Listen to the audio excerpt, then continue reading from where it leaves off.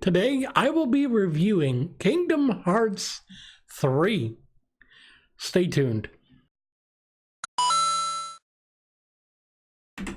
Hello and welcome back to The Wandering Wind. My name is Gregory, and if you want interesting and fun content every single day, this is the place. As we begin the video, I want to ask you, what is your favorite moment from Kingdom Hearts? Comment down below and it might get featured in the next video. Anyway, on with the show. Ever since its inception, the Kingdom Hearts series has both mesmerized and mystified many of us. Its convoluted storyline, as well as its memorable and lovable characters, have made it one of the best video game series in the last 2 decades. One of the key features of the series is its underlying theme of love and the conquering of darkness with light.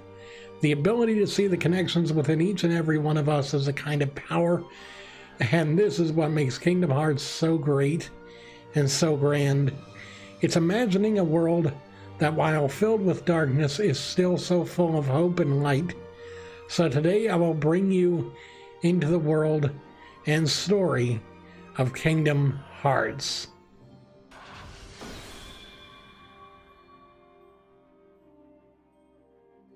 As many of you are avid fans of the Kingdom Hearts series, you'll probably know that Kingdom Hearts 3 has been in development for almost 13 years, marking one of the longest hiatuses between main games of any series in video game history. The reason for the huge delay was mainly due to the change from a previous in-house engine developed by Square Enix themselves to Unreal Engine 4. As development on it would serve their purposes better when it came to porting the game to other systems. Many changes were surely made during development, but in the interest of saving time, as well as providing a cohesive experience and story, this was not one of the greatest decisions made by Square. This also left many fans in a realm of darkness all its own, as we waited for news of the next numbered sequel. As far as gameplay goes, this is much the same as Birth by Sleep, the 0.2 prequel we got with 2.8 in late 2017. The common complaints from the previous game, including floating combat and stuff like that, are still there, as the issue was never really patched. I guess it was considered a non-issue. Combat is both fast-paced and also simplified to the point to where even new players can easily pick up the mechanics and begin to have fun in the world of Kingdom Hearts. Reaction commands and flow motion have returned, as well as new mechanics like Keyblade transformations and the attraction flow system. Returning characters like Donald and Goofy have mainly the same kind of moveset as before, with both updated and more powerful techniques added in. Personally, I think the graphics themselves, though, are amazing. Now, as far as the graphics go, let's be real for a second. They're amazing. They're just awesome. The Unreal Engine really renders both Sora and his companions extremely well.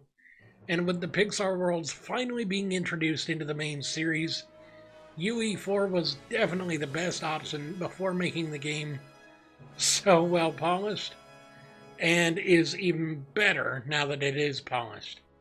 While there are some issues such as characters seeming shiny and almost plastic-like, there are many that say that this is a lot more detailed than what was previously shown, and many of us don't really have a problem with these somewhat shiny-looking characters.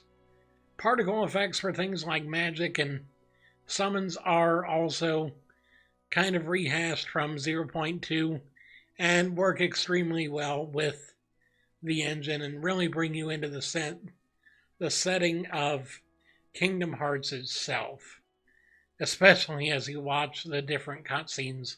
Without blatantly spoiling you on the various details of the events of the new game, I can say that overall the storyline that is presented within the game is both predictable as well as very nuanced and complex. The reason I say it's predictable is because we know who the big boss is going to be. We know what Sora and friends are trying to do. We don't know the little details, but we know the main things. I've watched more than enough of the cutscenes from the game on places like YouTube and other places to know that I am very much disappointed in what the new game is going to be, but at the same time, I also realize that, it's going to be what it is.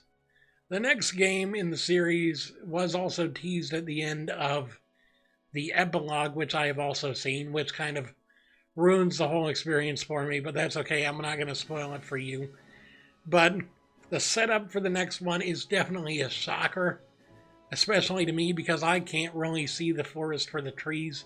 So trying to pick apart the whole story and then be able to come up with the conclusion that they gave us at the end of it, yeah, not something I'd do. But the setup for the next game, which does appear to be coming based on what was given, was done well enough that you could see the potential for a new saga. And of course, the return of fan-favorite characters such as Aqua, Ventus, Xion, Roxas, and so on pleased many fans of the series, including myself. In conclusion, I can say with absolute certainty that, while not being exactly what we may have wished for, Kingdom Hearts 3 is definitely the penultimate chapter in the Dark Seeker saga, and one of the most fulfilling experiences of my lifetime. Watching the years of waiting finally end has been an experience all its own. The ability to finally see the completion of this chapter of a series that I have allowed and loved for many years is honestly more than I can ever express. As you begin playing your copy of the game, I wish you well. May your hearts be your guiding key.